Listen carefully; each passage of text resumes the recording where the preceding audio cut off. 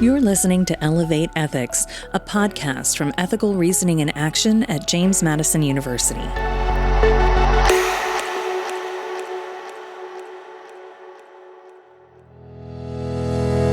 In this episode, you'll meet Dr. Dan Holt, professor of psychology and the first Ethical Reasoning in Action faculty research fellow here at James Madison University. With over 20 years of experience in behavioral psychology, Dan will talk about his passion for understanding the factors that contribute to the decisions we make and how ethical reasoning provides an exciting new landscape for his research.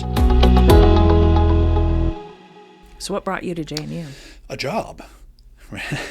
Which was the case for most of us. Obviously. And I know that's not really what you're looking for. Why did you pick JMU? Right. And I like to say, and I'm glad you used that language, why did I pick JMU? Because I like to say that I chose JMU as much as JMU chose me. Yeah. Right. So there's that, sometimes we talk about it in terms of like that Goldilocks zone, if that's an appropriate analog here, where it's not too big, it's not too small, it's all the things, right? And those are different things for all of us. But for me, the focus on teaching and working with students in a collaborative way in the classroom and in our laboratories and advising and mentoring, and a huge focus on that. And back to teaching classes that were in my wheelhouse, things that I'm excited to talk about every day and have been for decades now. What is your wheelhouse? Psychology of learning is primarily, so think of me as a behavioral psychologist. So Skinnerian tradition, I think more broadly about who we are and why we do what we do than the Skinnerian tradition, but that's my training. Why decision science? Oh, why decision science? That's a decision. Like the irony of that, there had to be a decision at some point, right? And I think maybe that's the point. We're getting to the meat of it early on. And I think that's, you're having that conversation about who we are and how we got there. And that's I can trace this one back to, little version of Dan, back in the day of asking questions, why? Yep. Why this? Why that? And, from the physical sense of why things interact in a physical world. So think of physics, and I'm not a physicist by any stretch, but I understand, how's that lever work? How's the hinge work? And just asking the questions why. So the decision-making part, I think for me, there could have been a million paths, I guess. Psychology is so broad and exciting that way. But for me, decision-making became like that simple unit for me of understanding, right? So in science, we're often so reductionistic, right? We take all that complexity and boil it down to relatively simple terms. And for me, it was really, why did you choose that over doing nothing, right? Right. Or over another option or two or three. Yeah. And it wasn't really, I guess initially it was the moment of choice, like, that choice. But in reality, it was more about the patterns of choice that were interesting to me, right? So I just didn't have the sense that what we're doing is random, that it was probably somewhat predictable and orderly, which is a requirement of a scientific approach, right? If it were random, it's hard to study that. I think people try, but it's hard to study that. Right. Right? So if I connect the philosophical approach of non-randomness to decision-making, then it's really about trying to find factors that contribute to the patterns of decisions that we make. And if we understand those things, then we get closer to understanding of why we do what we do, at least from that decision-making lens, again, which is the lens I get up and wear every day, seeing ourselves as decision-making bundles. So understanding the factors that contribute to those patterns of decisions that we're making are important to me. Tell me a little bit about how ethics and ethical reasoning started to sort of creep in to what you were passionate about. Yeah, that's a good question. And I sometimes it's just this confluence of timing, where we are in our lives professionally, and bumping into some of the folks here in ethical reasoning, sort of in a good way forced my hand to begin considering other important connections that we could be making. It's like, yeah, I kind of talk about decision making in the way you're talking about ethical reasoning and action, right? And we're using some foundational approaches to understanding of the world that are similar but different, which is the exciting part too, right? Yeah. And I think that those conversations, and that's what it was, coffee, with Bill Hawk. Yeah. More than once, right? Just Right. getting to know each other and what we do and how we see the world Right. and what we're trying to do. Right. So as I was beginning those conversations about what ethical reasoning is and who I am and what I do and the intersectionality of all this, I think I approached it slow. I think it was almost a year's worth of side conversations and occasional coffee and social interactions that were like, what are you doing? What do I do? And just those sharing of ideas and thoughts. Yeah. You're like, wow, maybe this intersection has some traction. What were some of those early aha moments, like those early connections that you were like, oh? For me, it was some of the psychology stuff, actually. Okay. That I just didn't realize. I knew that there was a strong tie to philosophy in this space, right? Yes. Bill Hawk, philosopher, the current director, Christian, really is a philosopher, right? So I was like, oh, this is, I think that we share a common approach and and some common language, which is helpful for us to communicate with each other. So I think that was the initial, big aha moment. So you had those conversations, started seeing and making those connections with your area of research. And I suspect Bill saw it way before I did. Yeah, he's like that. Yeah, he's good for stuff. And I'm like the that. naive farm kid, coming from Minnesota, and I'm like, oh, this is a great conversation. And he's been down this path so many times. He probably saw this before I saw it, which is great. It's good to have people in our lives that can make those connections for us, and it's not obvious to ourselves. So I thank Bill for reaching out and taking those steps, right? And he does that for lots of people. It was just for me, it was the moment. When you had that space open, what was the thing that you hoped most to either learn, accomplish, or do? What was the motivation?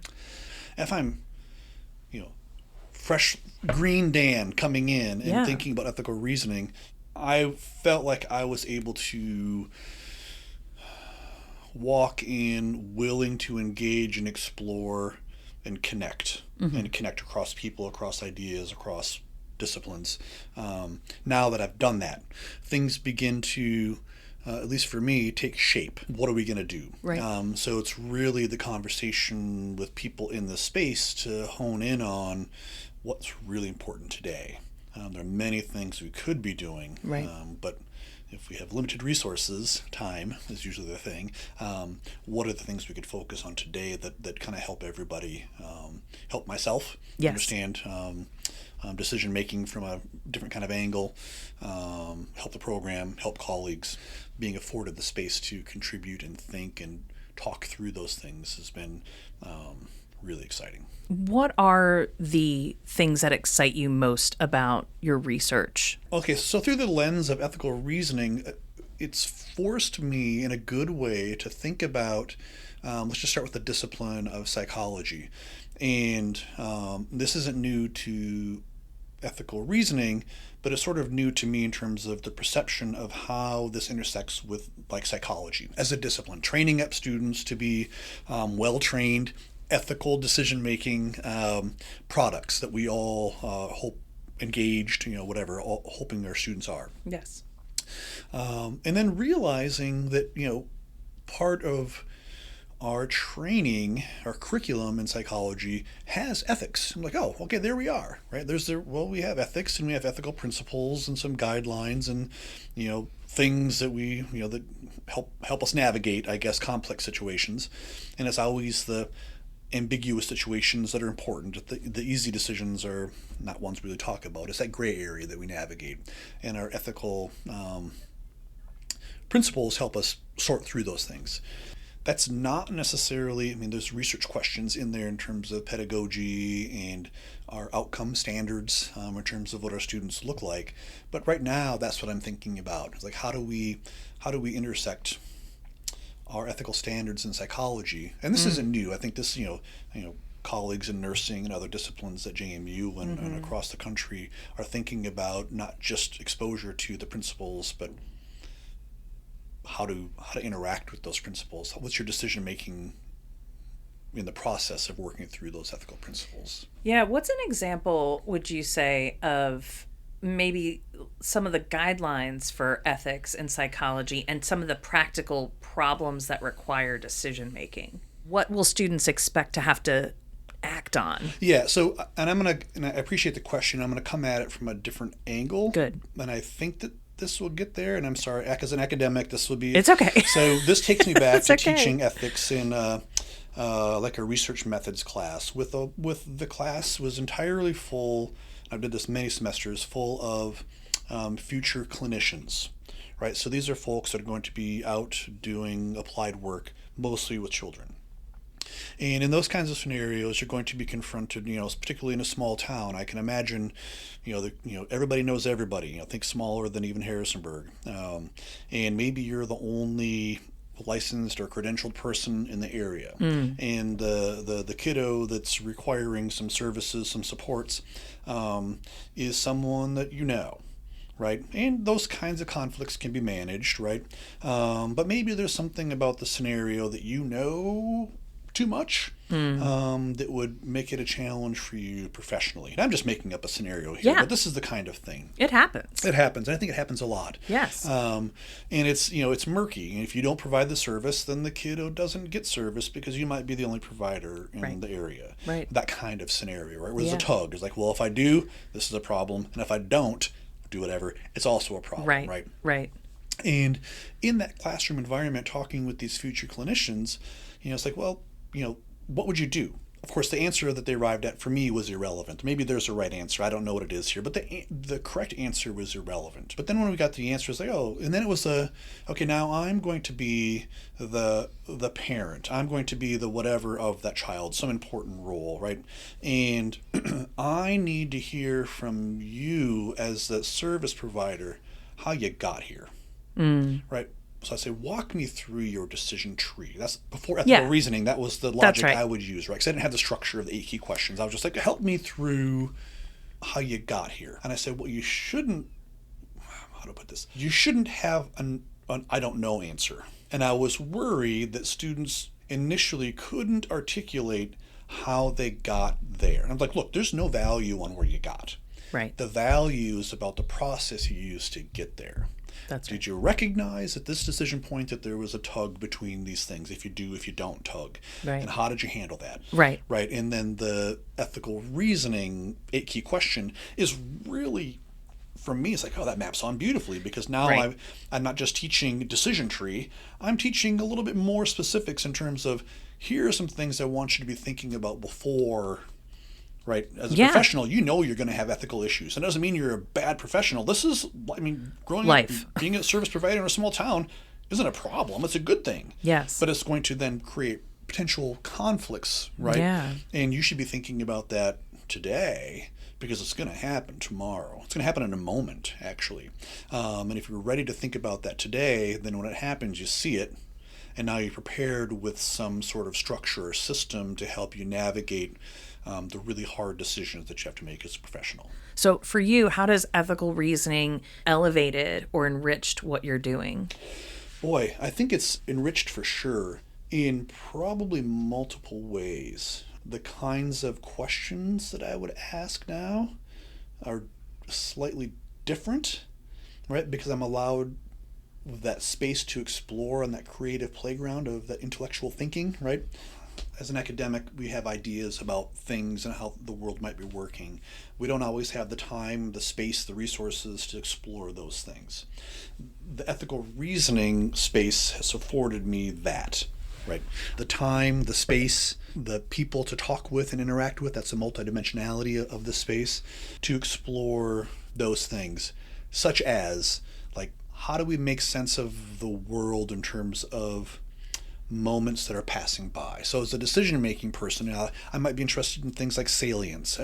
What was it about this moment that may have affected the decision you make, right? So there was something about it, right? Or how are you making sense of that flow of information that's coming in? And I have had this question for a couple decades now, that maybe there's some propensity for people to see their worlds because of a variety of reasons in certain ways. And one of those ways that they might see the world is in terms of an ethical unit, right? If I were to translate directly to ethical reasoning, you can be seeing it in other ways too. But an ethical unit. Do you see the ethical unit first? Because you may or may not, right? Mm-hmm. And then if you see that ethical unit, does that show up in terms of how you parse? So how do I put this? If we're making sense of the complexity of our world, enormous amount of things that are coming at us, we're going to be, I guess what my cognitive friends would be calling chunking it up to making meaningful units, right? Otherwise, there's just too much happening, right? So we're being efficient. So we're going to, that's a unit. We're going to chunk that up and we can move on to the next thing. That protects us in a way, prepares us for what's coming next, right? To make sense of our worlds. How are you putting those units, how are you making those units of understanding and putting them together? And, going through some of the ethical reasoning and action training and conversations in this space, it's like, wow, yeah, I hear you all talking about, students may not even recognize that there's an ethical scenario. And I'm like, whoa, that's an interesting lens. What are they seeing? And what are they not seeing, right? So is there a way for us to explore the individual psychological experience with moments? And then imagine having training in ethical reasoning, like an 8-key question training. Am I prepared to deal with the thing that I know is coming? And that's where, for me, the 8-key questions come in. It's like, well, now we have research questions about how do people see the world, and can you see them in ethical units, broadly defined, and what effect does training have, like 8-key question training, have on your ability to either see an ethical moment, and then, if so, what tools now do you have at your disposal to manage your decision making in a proactive way? Right. Things we can measure. Things we can measure. Yeah. Right. Yeah, that's magical, I think. What's the most interesting aspect of the relationship between behavioral psychology and ethical reasoning? The most interesting, exciting, it's the natural fit. It's such a, if I'm looking at my colleagues in psychology, and there's many of us, every one of them would be at home in this space in one way or another. And they would have valuable contributions, right? And I'm just a sliver of representation from the psychology discipline, right? And I'm doing my best, given my narrow training, to be as broad thinking as I can to represent all of us well. But there's a natural intersection between ethical reasoning and psychology in multiple ways, right? So just as researchers, I can think of my friends that are developmental psychologists, and how do we develop these ethical reasoning skills and ability to see an ethical issue? Our perceptual friends, how do you feel it and see it to begin with? How's it getting in there, right? And then we make sense of it. That's my cognitive friends, and what do we do with it after that? And then me and my behavioral friends are like, well, what do you do? And how do you interact with your environment that impacts what you're doing? And I could just keep going, right? And then my clinical friends that I already talked about, right? In terms of, well, you're producing a product that's out there doing important clinical work, and they're going to have decisions to make around a variety of things, including ethics. And how do you see it and be prepared for that? So the excitement is the breadth of intersectionality. For me. So what's on the horizon? What's ahead? Where's the puck going? What are you preparing for? What I'm thinking about now is tilted more towards, okay, if we know some things about why we do what we do, is there a way to translate some of those nuggets of understanding into an area of application that's important? If we know something about factors that contribute to decision making in my laboratory, which is exciting, or in someone else's laboratory to read about that, also exciting, how can we extrapolate those things into this kind of space where application may matter? And this great circle of connectedness that we should have between that research and practice, from my perspective, one's informing the other, and to be part of all of that circle is exciting, right? So if I can be contributing to, in my small way, understanding why we do what we do, but then also try to extrapolate some of that in an applied space, right? And like feel it myself and then be able to go back to the laboratory with those skills and fine tune, ask new kinds of questions. That's where it's at.